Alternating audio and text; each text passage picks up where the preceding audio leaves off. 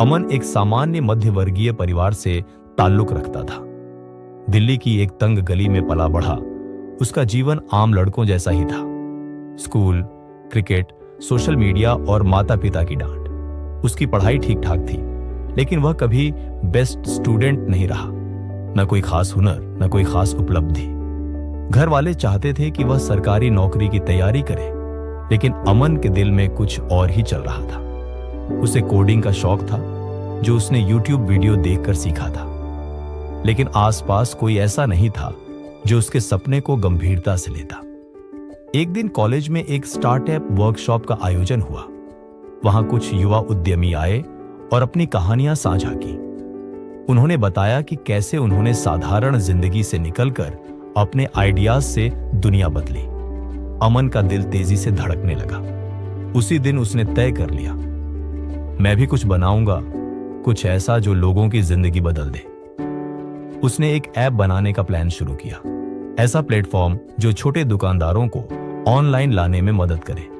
नाम रखा लोक मार्केट। जब अमन ने अपने दोस्तों और घर वालों को आइडिया बताया तो सबने मजाक उड़ाया, तेरे जैसे हजारों हैं, कोई बड़ा बन गया क्या?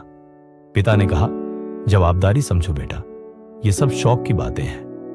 पल भर को अमन भी डगमगाया, लेकिन फिर उसने खुद से कहा, अगर मैं अभी हार गया तो जीवन भर पछताऊंगा।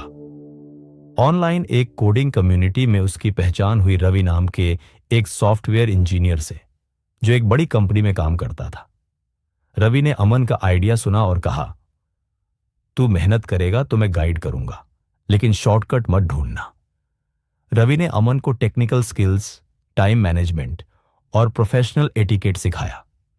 अमन ने अपने छोटे से लैपटॉप पर दिन रात मेहनत करके 3 महीने में लोक मार्केट का बेसिक वर्जन तैयार कर लिया।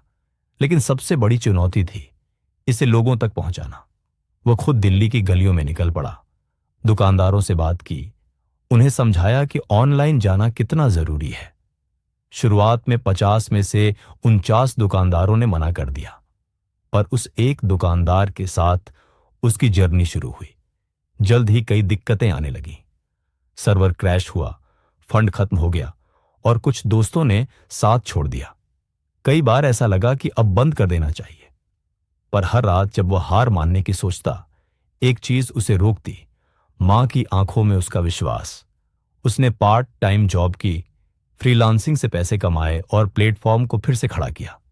एक दिन लोक मार्केट के डेटा में बग आ गया और सैकड़ों दुकानदारों का डेटा डिलीट हो गया। सोशल मीडिया पर ट्रोल्स ने उसे झूठा, धोखेबाज और नौसिखिया कह दिया। अमन पूरी तरह टूट गया। उस रात उसने लैपटॉप बंद किया और सोचा, शायद पापा सही थे, यह सब मेरे बस का नहीं। लेकिन तभी रवि का कॉल आया। हीरो बनने की सबसे पहली शर्त है कि तू अपनी सबसे बड़ी हार से बाहर निकल सके। अब तय कर, लड़ना है या भागना। अमन ने दोबारा सर्वर सेटअप किया, ग्राहकों से माफी मांगी, डाटा रिकवर किया और एक नया सिक्योरिटी सिस्टम लॉन्च किया। उसने पूरी टीम बनाई। पुराने दोस्तों में से कुछ लौट आए, कुछ नए जुड़े। लोक मार्केट को अब छोटे शहरों में भी अपनाया जाने लगा। मीडिया में खबरें छपने लगीं। एक लड़के की सोच ने बदली देश की दुकानदारी। आज अमन एक सफल युवा उद्यमी है। लोक मार्केट 15 राज्यों में काम कर रही है और हजारों दुकानदारों को डिजिटल बना चुकी है। एक इंटरव्यू में जब पत्रकार ने पूछा, अमन आप कैसे इतनी बड़ी सफलता तक पहुंचे, तो अमन मुस्कुराया और बोला, मैं बस कभी रुका नहीं, हार मानना सीखा ही नहीं था। कहानी का संदेश, मोरल, कभी हार मत मानो। मुश्किलें आएंगी, लोग हंसेंगे, रास्ते टूटेंगे, लेकिन अगर तुम्हारे भीतर आग है तो राख से भी उग सकते हो। एक साधारण लड़का भी मिसाल बन सकता है अगर उसका हौसला असाधारण